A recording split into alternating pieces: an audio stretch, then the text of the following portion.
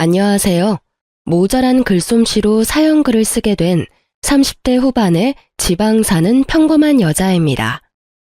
혹시 인생에 잊지 못할 음식이 있나요?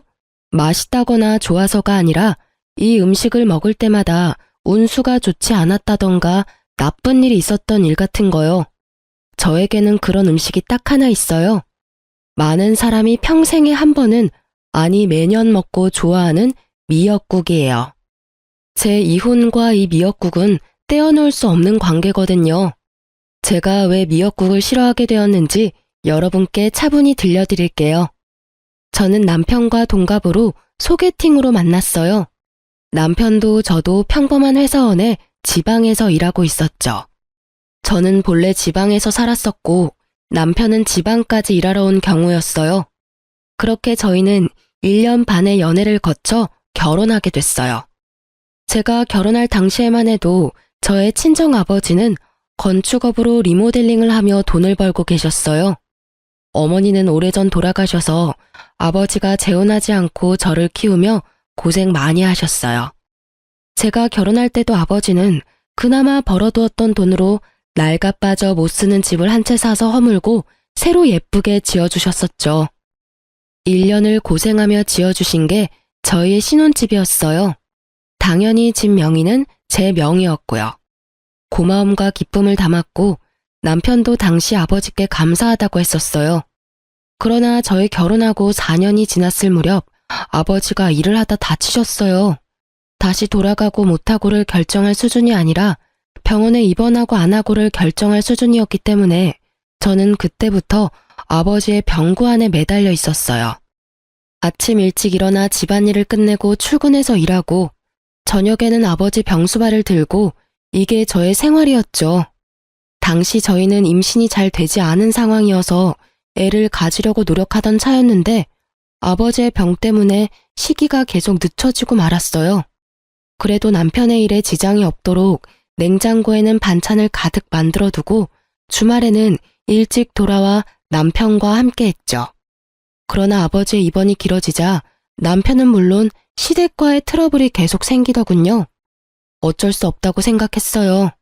2마리의 토끼를 잡는 건 무척 어려운 일이잖아요. 게다가 시댁은 악착같이 돈을 모아서 알부자가 된 사람들이라 시간을 금으로 아는 사람들이었거든요.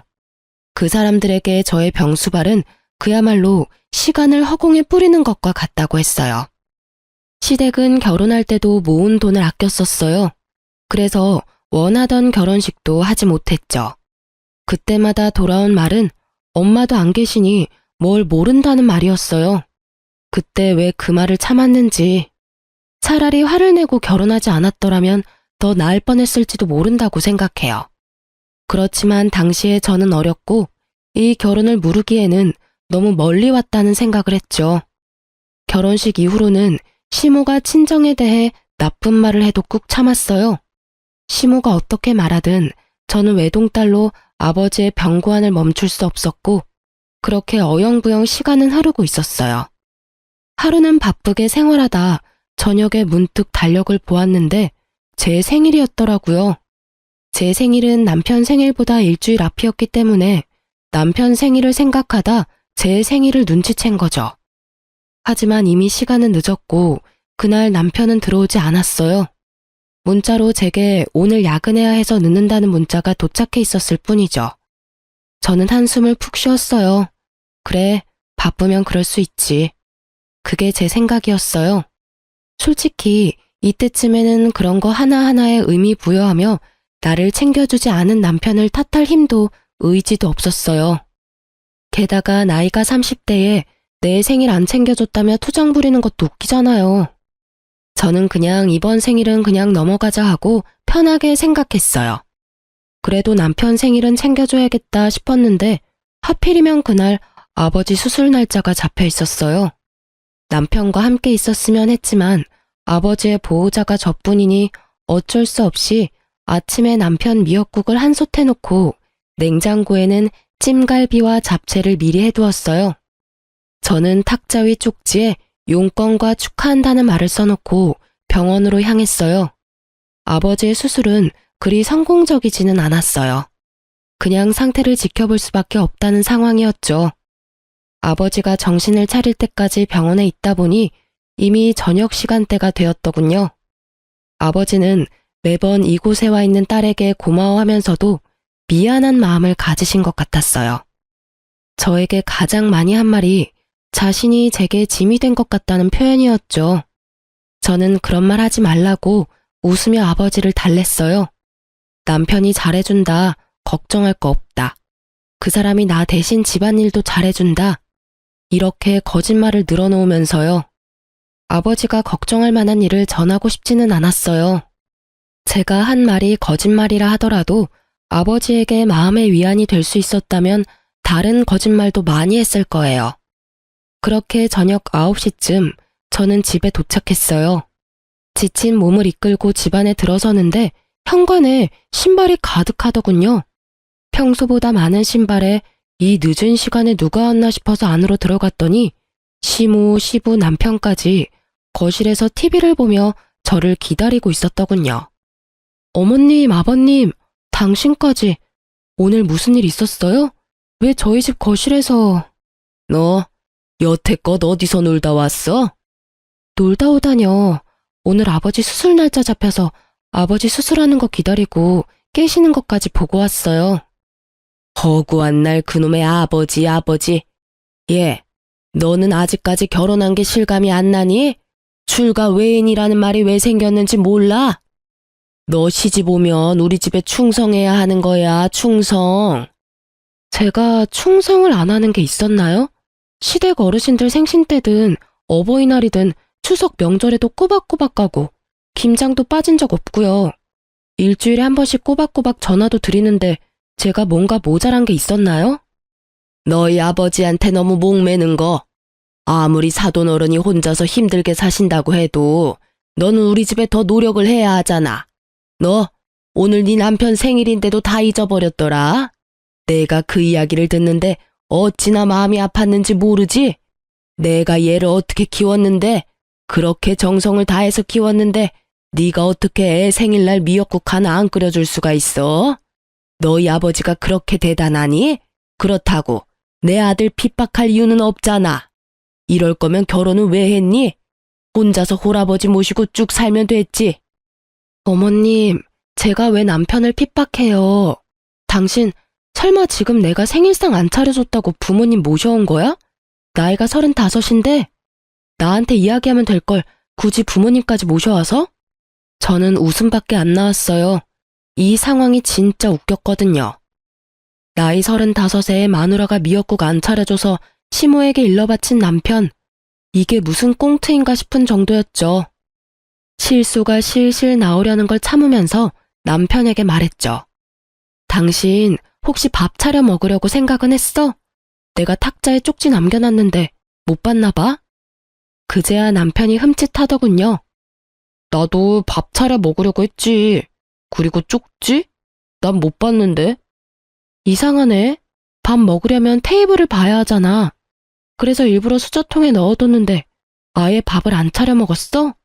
그리고 미역국도 한 솥 끓여놨는데 못 봤어? 지금도 그 자리 그대로 있는데? 저는 남편에게 미역국 솥을 가리켰어요. 남편이 말을 못하더라고요. 당신 생일에 아버지 수술이라 미안한 마음에 미역국이라도 끓여놓고 갔는데 아예 밥 먹을 생각 안 하고 밖에서 먹었나 보네? 그러면 냉장고에 있는 찜갈비랑 잡채도 못 봤겠네? 남편이 그 이야기에 우물쭈물하자 시모가 남편을 거들고 나섰어요. 아니, 만들어 놓기만 하면 뭐해? 같이 축하를 해줘야지. 생일을 챙긴다는 건 상대방을 존중해준다는 말이야. 넌 어떻게 돼 내가 그런 기본적인 것도 몰라? 이렇게 미역국만 차리고 간다고 네 할 도리 다 했다고 생각하나 본데 절대 그런 거 아니거든. 이 상황은 며느리 네가 잘못한 거야. 가족을 사랑한다는 마음이 없는 거지. 그 말에 툭 하고 제 이성이 끊겼어요. 참자 싶었거든요.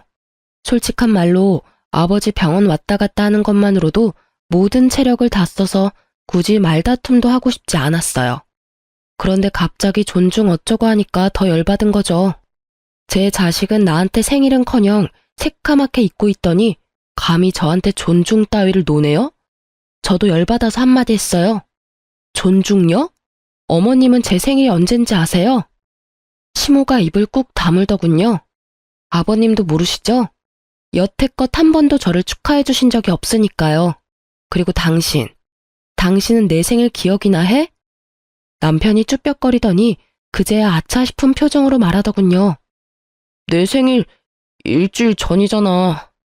맞아. 그때 당신이 내 생일에 축하한다는 이야기 해줬어? 아니면 밥이라도 한 끼 사줬니? 아니면 선물이라도 줬어? 남편은 아무 말도 못했고 시모와 시부도 아차 싶은 표정이었어요.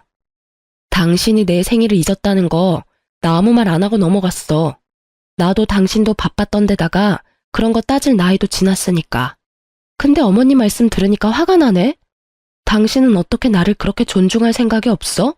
아니면 나를 가족으로 생각을 안 한 거야? 아니면 아예 관심이 없었니? 제가 쏘아붙이는 말에 남편도 시모도 절절 매더군요. 시모는 본인이 한 이야기가 있으니 뭐라 하지도 못하고 남편은 잊어버린 게 본인이 맞으니 아무 말 못하고. 그런 건 아닌데. 아이씨, 엄마는 왜 별것도 아닌 거로 이렇게 집에 와서 난리를 쳐대. 그냥 조용히 넘어가도 됐잖아. 뭐? 네가 나한테 와서 며느리가 너한테 신경 안 써준다고 한마디 해달라고 그랬잖아. 뭐 결국은 그런 거죠. 남편이 또 나이값 못하고 시모에게 떼쓰더라고요.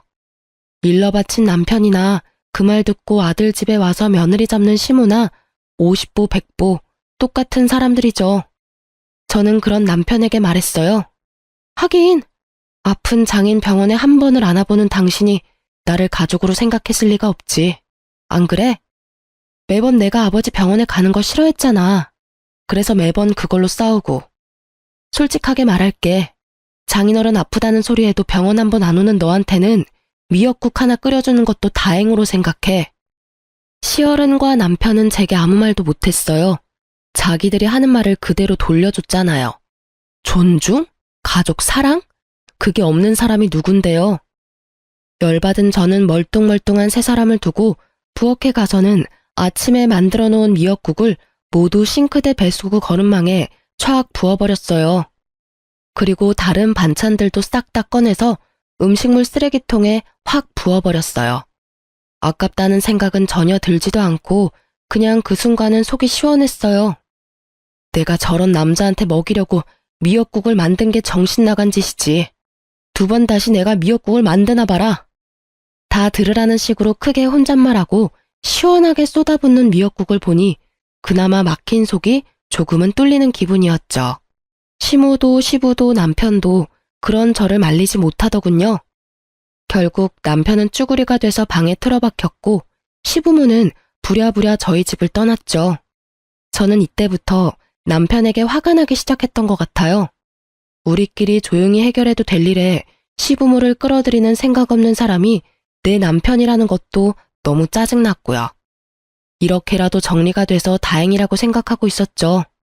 저는 이때 이 사람들이 제게 더 반박하지 않은 게 다 본인들이 잘못했다는 걸 깨달아서 그런 거라고 생각했는데 그게 아니라 다른 음흉한 생각이 있었던 거예요. 제가 그걸 알게 된 건 아버지의 3일장 마지막 날이었어요. 미역국 사건이 있고 몇 달 안 돼서 아버지는 결국 돌아가시고 말았어요. 너무 죄송한 마음이 많이 들었어요. 손주 한 번 안겨드리지도 못했고 맛있는 거 대접도 제대로 못 해드렸는데 이렇게 허망하게 가실 줄은. 저는 저대로 힘든 상황에 봉착했어요. 당시에 일을 하고 있었음에도 생활비를 제외한 돈은 거의 대부분 아버지의 병원비로 들어갔어요. 실비로 나온 것도 많았지만 그 외의 비용도 만만찮게 많이 들었었거든요. 결국 친정집은 아버지가 돌아가시고 완전히 폭삭 사라져버렸죠. 아버지가 노후를 보낼 생각으로 구해두었던 집은 결국 빚만 잔뜩 남긴 채 다른 사람에게 팔려갔고 딸인 제게 남은 건 몇만 원 남지 않은 아버지의 통장들이었죠. 이미 결제한 장례식 비용을 어떻게 갚아야 하나 걱정하던 중 남편과 시댁에서 저를 찾아왔더군요. 이제 막 모든 것이 끝나고 마음을 추슬러야 하는 이때 그들이 저를 데리고 간 곳은 한정식 가게였어요. 저는 처음으로 이 사람들이 고생한 나를 위해 이곳에서 식사를 대접해준다고 생각했어요. 여태까지 서운하고 힘들었던 마음이 천천히 녹아드는 기분이었죠. 하지만 이상하다는 생각도 했어요. 시부모와 남편 신우가 저를 무척이나 살피는 표정으로 바라보았거든요. 이상하게 생각하기는 했지만 깊이 생각하지는 않았어요. 아니, 생각할 여유가 없었다는 게 맞는 말일 것 같아요. 그렇게 한정식 코스 요리를 다 먹고 났더니 마지막으로 식사가 나왔어요. 그런데 제 식사에 미역국이 나왔더군요. 저는 주변을 보았어요. 나머지는 미역국이 아니었거든요. 제 생일도 아닌데 왜 미역국을 주나 싶었는데 식사가 얼추 끝났다 싶었는지 그제야 시모가 입을 떼더군요. 그래, 고생했다. 아버지 3일장 끝났으니 이제 한시름 놓을 수 있을 거야. 네. 그리고 우리가 네 생일날 무심했던 게 너무 미안해서 이곳으로 데려온 거야. 그러니 그 일은 잊고 새로 좋은 가족이 되어보자는 의미로 받아들이면 된다. 이 미역국이 그런 의미였나 싶어 미역국을 한술 떴어요. 입으로 미역국을 가져가려는데 시모가 말을 하더군요. 그리고 네 아버지가 돌아가셨으니 내가 너에게 제안할 게 있어. 너도 그리 나쁘지는 않은 이야기일 거다. 너 병원에 입원해 계신 내 시어머니를 알고 있지? 너의 시조모 말이다. 네, 여러 가지 지병으로 요양병원에 입원해 계신 건 알고 있어요. 너희 아버지 간병하면서 이래저래 병간호 일도 몸에 붙었을 테니 이번에는 네가 너희 시조모 수발을 좀 들어줘야겠다. 저는 순간 당황해서 미역국을 먹지도 못하고 고개를 들어 시모 얼굴을 쳐다봤어요. 제가요? 그럼 너 말고 누가 있겠니? 다 늙어서 힘도 없는 이 시어머니가 아랴? 너 여태까지 네 아버지 수발 잘 들었잖니? 설마 지댁에서 시키는 거라서 하기 싫다는 건 아니지? 공짜로 하라는 건 아니다. 네 시조모 앞으로 보험금이 좀 있어. 그분이 자기 수발 드는 자식에게 그 보험금 전액을 수령인으로 해주겠다 하지 않니? 어차피 오늘 내일 하는 늙은이고 네가 일만 잘해주면 손쉽게 상속받을 수 있는 일이야. 당시 시조모는 간병사가 모시고 있었는데 시조모는 가족들이 자기를 버렸다고 생각한 것 같았어요. 그러면서 수발 들어주는 사람에게 남은 재산인 보험금을 주겠다고 했던 거예요. 시부의 형제자매가 이남 일녀였는데 하겠다고 나선 사람이 선뜻 없던 모양이에요. 그리고 아무 지식도 없는 큰아버지의 손주가 간병하러 갔다가 시조모에게 욕만 얻어먹고 쫓겨난 모양이라 이 사람들은 제가 그 역할에 딱 안성맞춤이라 생각한 모양이더군요. 눈앞에 미역국이 갑자기 꼴도 보기 싫어지면서 제가 여태 이 방에서 먹은 것들이 역겹게 느껴졌어요. 이 사람들이 내게 마음을 써줄 리가 없다는 게 너무나 확 다가왔거든요. 그럼 제가 시조모님을 모시면 그 수령이는 제 이름이 되는 건가요? 그건 아니지. 당연히 아들 이름으로 들어가게 되는 거지. 그럼 안 할래요. 할 필요가 없잖아요. 어차피 남편 이름으로 들어가면 저한테 한 푼도 안 떨어질 테니까. 여보, 무슨 소리야. 내가 당신 섭섭지 않게 잘 챙겨줄게. 부모님 나 당신 3등분하면 딱 되지 않을까? 무슨 소리야. 왜 이야기가 그렇게 돼? 고생은 내가 다 하는데 당신이랑 시부모님은 왜 돈을 그만큼 가져가? 아, 지금 남의 돈 욕심내는 거야? 솔직히 그 보험금이 당신 돈은 아니잖아. 우리 할머니 할아버지가 모은 돈을 왜 네가 다 가져가려고 하는데? 그럼 나한테 시키지를 말아야지. 솔직히 나도 하고 싶은 마음도 없고 돈도 얼마 안 되는 것 같고. 안 그래? 그럼 그냥 그 돈 큰아버지나 고모님 주면 되지. 내가 안 하면 그 돈 구경도 못하는 건 그쪽이잖아. 당신도 말하는 거 웃기네. 내가 돈 욕심을 내? 욕심내는 게 누군데? 나야 일하고 정당하게 받는 거라고 치지만 당신이랑 어머님은 아무것도 안 하고 내가 고생한 거 홀라당 하겠다는 거랑 뭐가 달라? 재주는 곰이 부리고 돈은 주인이 받는다더니 딱 주인 노릇하려고 그러는 거 내가 모를 줄 알았어? 보자 하니까 사람을 아주 집안에 달린 식모처럼 부리려고? 야, 적당히 까불어. 누가 언제 너 식모처럼 부린대? 말 똑바로 해라. 돈 준다잖아. 솔직히 장인어른 아플 때는 돈 없이도 수발 잘 만들더니 왜 시자가 들어가니까 하기가 싫어? 솔직히 네 아버지 노가다로 돈도 못 벌고 고생만 했잖아. 돈 한 푼 없는 영감 모실 때는 효녀인 척 다 하더니 왜 우리 할머니 보험금 많다니까 그 돈 탐나서 이런 식으로 뻣뻣하게 구는 거야? 너 지금 우리 아버지한테 뭐라고 했어? 이 새끼야, 지금 네가 살고 있는 그 집도 그 노가다 하는 아버지가 준 집이다. 와, 네가 이런 식으로 생각하는 줄 알았으면 애저녁에 너랑 인연 끊어버리는 건데. 그리고 네가 돈 준다면 내가 그 수발 드는 거 할 줄 알았어? 천만금, 아니 억만금을 줘도 나 그 집에서 수발 안 들어, 미친 새끼. 그 집구석에 자식 손주가 몇 명인데 내가 수발을 들어? 그리고 어떻게 된 집구석이 그 많은 사람 중에 한 사람 나서서 들겠다는 놈이 없어? 양심은 어디다 갖다 팔아먹었니? 남한테 대리효도 시키고 돈 빼내가는 도둑놈 같은 놈이 남의 아버지를 욕해? 그만해라. 너 남편한테 그런 말버릇은 너무하지 않니? 그리고 하기 싫으면 관둬. 대신 그거 하기 싫으면 이혼해. 어차피 우리도 너한테 정 같은 거 없어. 가족이 서류로 연결만 된다고 가족이니? 끈끈한 피가 없이는 가족이 못 되는 거야. 너 대신 우리도 좋은 며느리 찾아볼 테니까 너도 네 갈 길 가. 보자 하니 아주 남편을 쥐잡듯 잡고 있어. 너는 시부모가 눈 시퍼렇게 뜨고 보고 있는데도 아주 남편을 잡는구나. 생각이라는 게 있긴 하니? 이혼하라고 그러면 제가 겁나서 예, 수발 들게요 할 줄 알았나 봐요. 근데 어쩌죠? 저도 이제는 더 이상 그쪽 집안이랑 상종도 안 하고 싶은데. 자식 새끼를 어떻게 키우면 저렇게 장인어른한테 막말하는 놈으로 키울 수가 있어요? 게다가 여태껏 그런 성격도 잘 숨기고 있었네.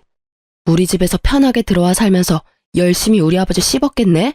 노가다 하는 영감이 해준 집에 돈 한 푼 없이 얹혀 들어와서 살았던 주제. 이혼할 테니까 오늘 내로 당신 짐 챙겨서 나가. 나 당신이랑 같이 사는 거 완전 징그럽고 더러워. 제 말에 벙친 건 남편이었어요. 갑작스레 이혼 이야기가 오가니 본인도 놀란 듯 하더라고요. 뭐 놀란 건 시부모도 마찬가지였지만요. 이혼하라고 하면 제가 겁나서 알겠노라 할 줄 알았나 보더라고요. 그런데 어느 딸이 아버지 모욕당하는데 가만히 있어요? 그런데 남편이 저한테 한숨을 쉬며 진짜 동정심 가득한 표정을 지으며 말하더군요. 당신 지금 제정신이야? 이 집 팔아봐야 얼마 안 나와. 그리고 어차피 재산 분할하면 이 집 판 금액도 나눠야 하고. 어차피 여기서 나쁜 건 당신인데 왜 당신이 당당하게 이혼하자고 하는 건데? 너 돈 있어? 어차피 당신 아버지 병수발 든다고 돈 다 썼을 거 아니야. 괜한 고집 부리지 말고 그냥 하겠다고 해. 그러면 완만하게 끝날 일이잖아. 이혼은 당신 어머니가 하라고 했고 나쁜 건 내가 아니라 너고. 나를 유책 배우자로 만들고 싶은 모양인데 시댁 병수발 강제로 들라고 하는 거 문제 있는 거 몰라? 그리고 남의 아버지 모욕한 것도 문제 있고 나 동정하기 전에 당신부터 동정하는 게 어때? 지금 이 집에서 나가면 어차피 당신 시댁 들어가거나 전세 월세 가야 할 텐데 당신도 돈 그리 많은 건 아니잖아. 안 그래? 오지랖 넓게 내 걱정은 하지 마. 나 알아서 할 테니까. 제 말에 남편도 시부모도 마치 저를 정신 나간 사람처럼 보더군요. 제가 이혼을 선택한 게 그 사람들한테는 어이없는 일이었던 것 같더라고요. 그렇지만 이 상황에서 어떤 여자가 시댁의 저런 요구를 받아들일 수 있겠어요? 돈 문제를 떠나서 남의 손으로 효도를 시키겠다는 그 마인드 자체가 잘못돼도 한참을 잘못된 거죠. 차라리 남편이 자기가 할 테니 나한테 조금만 도와달라고 했다면 제가 해주겠다고 했을지도 몰라요. 그런데 아예 저한테 모든 걸 맡기겠다고 하다니. 결국 저는 남편과 이혼 조정에 이르게 됐고 이혼은 생각보다 제게 유리하게 진행됐어요. 남편은 제가 집안일을 내버려 두고 친정 일에만 열심히 한다며 저를 몰아갔지만 저는 그 사람들이 해달라고 했던 걸 알려줬죠. 병시중을 요구하고 장인어른을 모욕했던 걸요. 그것도 친정아버지 장례식 마지막 날에 그런 일을 했다고요. 변호사를 잘 만나서 그런지 저는 위자료와 집에 대한 소유를 인정받고 이혼하게 됐어요. 아이가 없어서 어떻게 보면 좀 더 깔끔하게 정리가 됐다고 봐야죠. 그리고 법적으로 서류상으로도 이혼이 정확하게 완료된 날, 저는 미뤄뒀던 일을 한 가지 해결했어요. 바로 아버지의 사망보험금을 타는 일이었죠. 아버지가 병원에 입원하고 통장 관리는 거의 제가 하고 있었는데 매번 아버지가 30만 원 정도는 통장에 넣어두라고 했었어요. 무슨 일인지 물었지만 아버지가 대답을 안 해줘서 자동이체라고는 생각을 했는데 그게 생명보험일 줄은 몰랐거든요. 그냥 실비랑 메디컬 보험만 있다고 생각했는데 알고 보니 생명보험을 여러 개 들어놓으셨더라고요. 하나당 금액은 얼마 안 되는데 다 합치니 1억 5천쯤 되었어요. 저는 받은 위자료와 신혼집 한 돈, 아버지 보험금 다 합쳐서 괜찮은 평수의 아파트를 샀어요. 그리고 제가 아파트를 샀다는 사실이 무척 빠르게 전 남편에게 전해졌더라고요. 제가 카톡 프사에 제 집 사진을 올리자 전 남편이 그날 저녁 바로 제게 만나자고 하더군요. 할 이야기가 있다면서요. 저는 전 남편을 만나러 나갔어요. 무슨 일로 만나자고 했어? 당신 왜 우리한테 말 안 했어? 장인어른 사망보험금 받은 거 당신 진짜 어이없네? 그걸 왜 숨겼어? 숨기고 자시고 가네. 아버지 3일장 끝나자마자 나를 한정식 집에 가서 이혼하도록 만든 게 당신이랑 어머님이잖아. 아니, 보험이 있다는 걸 그 뒤에 알았는데 왜 내가 당신한테 그런 걸 이야기해야 해? 당신이야말로 어이없는 소리 하네. 남편의 행동은 아주 가관이었죠.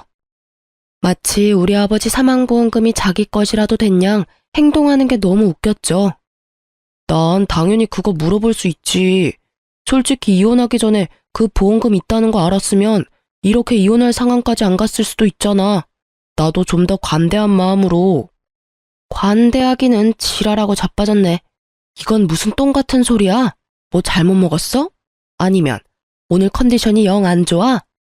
우리 아버지 보험금이 있다는 사실이 왜 우리 이혼에 영향을 끼칠 수가 있어?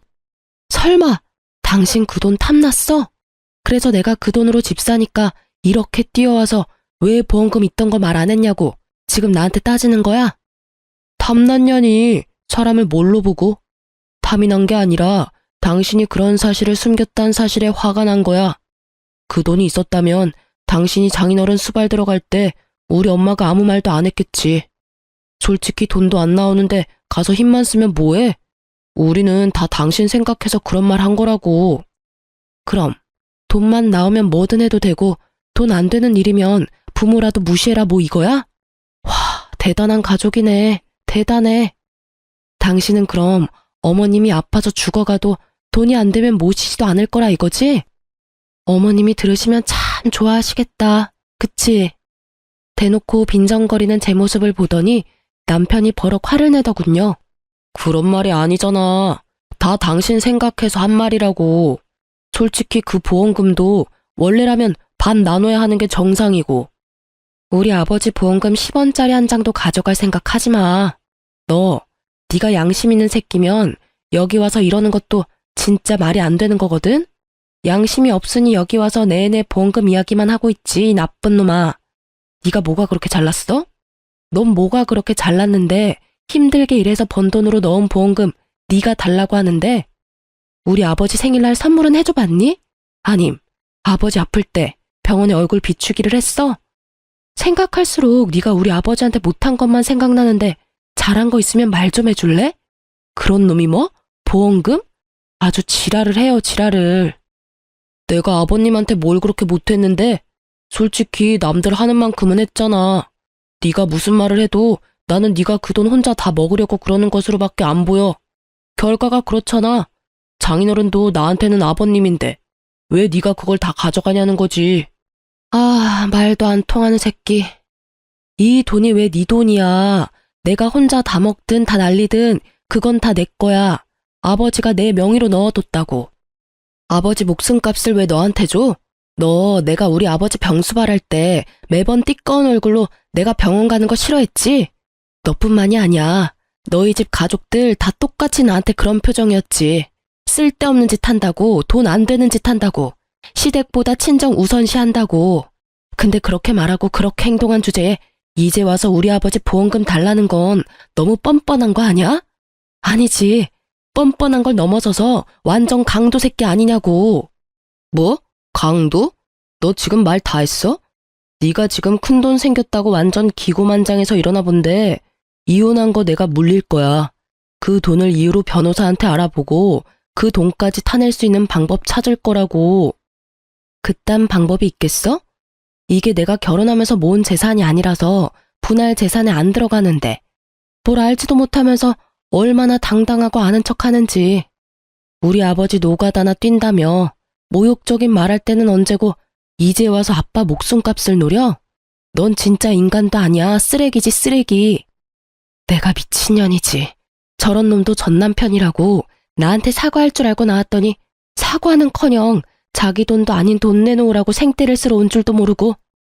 제 말에 적지 않은 충격을 받았는지 남편 놈은 그 자리에서 자기 변호사한테 전화해서 물어보더군요. 이혼이 결정되고 나서 알게 된 재산, 그것도 수령인이 내 이름으로 된 보험금. 그걸 나눌 수 없다는 이야기를 들었는지 전 남편은 씩씩거리며 그런 법이 어딨느냐고 변호사를 다그치고는 전화를 뚝 끊어버리더라고요. 그러고는 저를 노려보면서 한마디 하더군요. 더럽고 치사해서 나도 그딴 돈 필요 없어. 혼자 사는 거 불쌍해서 와줬더니 사람을 날강도로 만들고 있어. 여태껏 돈 얘기 실컷 해놓고 이제 와서 뭘 내가 불쌍하대? 너야말로 불쌍하지. 돈도 없고 집도 없고. 이제 와이프도 없는 이혼남 아니냐고. 아니지. 그래도 너한텐 자랑스러운 부모님이 있잖아. 병시중 실어서 며느리 써먹고 보험금 가로채려던 부모. 그 부모가 그 모양이니 너가 가정교육을 똑바로 받았을 리가 없지. 한껏 비아냥거리는 제 말에 화가 났는지 전 남편은 이쪽은 아예 보지도 않고 자리를 뜨더군요. 자기가 만나자고 해놓고는 맘대로 안 되니 멋대로 떠나면서 제가 불쌍해서 와줬다는 전 남편을 보며 참으로 헤어진 게 잘한 일이라는 걸 실감했어요. 저런 찌질이 수전노 같은 인간이랑 같이 살았던 시간이 아깝다고요. 그런데 전 남편의 공격이 끝은 아니었어요.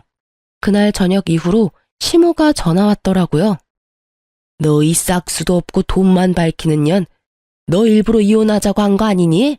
그 돈 다 혼자 먹으려고. 모자지간 아니랄까봐 말하는 게 똑같더라고요. 돈을 왜 먹어요? 그리고 제일 먼저 이혼 이야기 꺼낸 거 어머님인 거 잊으셨어요? 저는 당신 말대로 한 것뿐이에요. 이혼하라고 하길래 더 이상 그 집안 사람들이랑 상종도 하기 싫어서 이혼하겠다고 답한 것뿐이라고요. 그리고 그때는 아버지 보험금 있는지도 몰랐거든요. 그러게 마음을 좀만 더 곱게 쓰시지 그랬어요. 그랬으면 제가 전 남편과 그 돈을 나눴을 수도 있었을 텐데. 아니지. 조금만 더 늦게 저한테 그런 요구를 했으면 그 돈의 행방이 좀 달랐을지도 모르죠. 뭐 어느 쪽이든 어머님과 전 남편이 잘못했다는 건 누가 봐도 확실한 일이잖아요? 그걸 가지고 저한테 책임 전가하지 마세요. 말이라도 못하면 밉진 않지.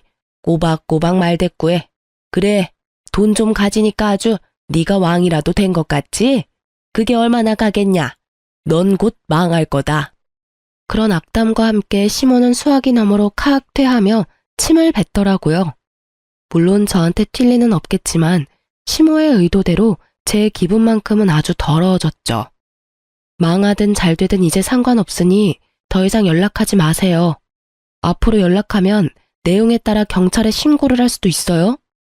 결국 제 으름장에 시모도 전화를 뚝 끊어버렸어요. 그렇게 한 소리 퍼붓고 나니 그래도 마음이 조금은 후련했어요. 그 뒤로 연락도 없어서 저는 평화롭게 지내고 있었어요. 아니요, 평화로운 척했죠. 필사적으로. 있는 게 이기는 거라고 생각하면서 말이죠. 그렇게 몇 달이 지난 뒤 저는 전 남편과 아주 어이없는 재회를 하게 됐어요. 그날은 오랜만에 미역국을 만든 날이었어요.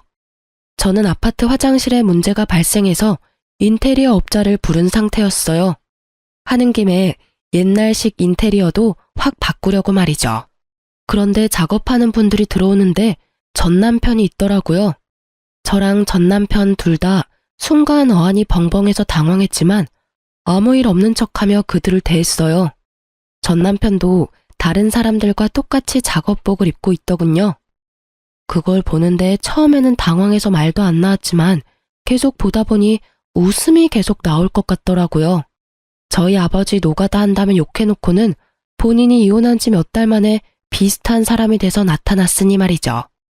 저도 전 남편도 다른 사람들 있을 때는 아무 말 하지 않았어요.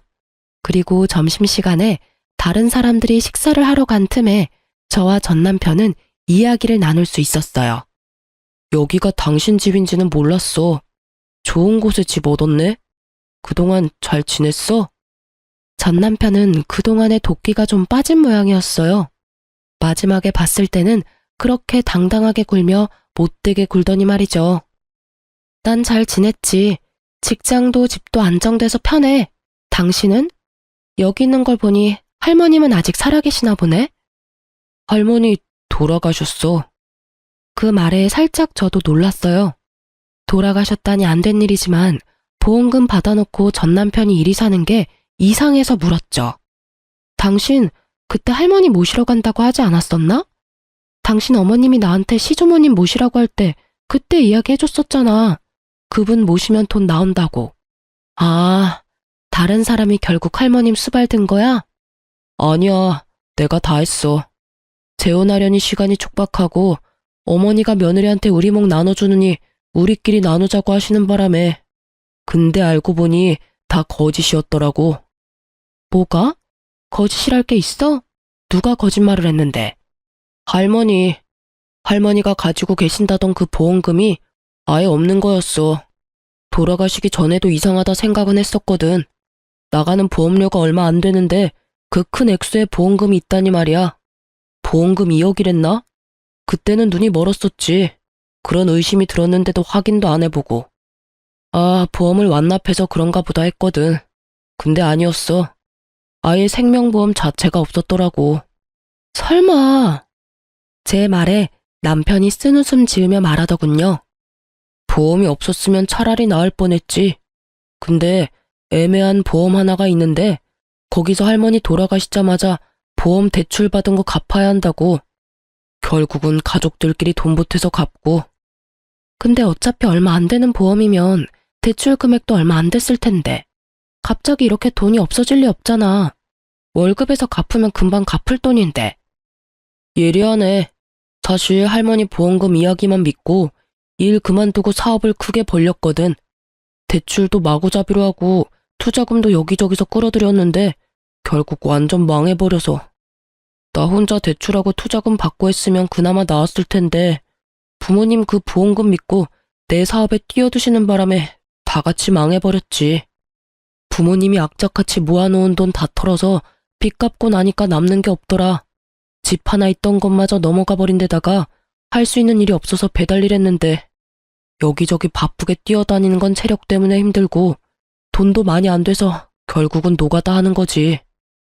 이야기를 듣고 있으니 아주 한숨이 푹 나오더군요.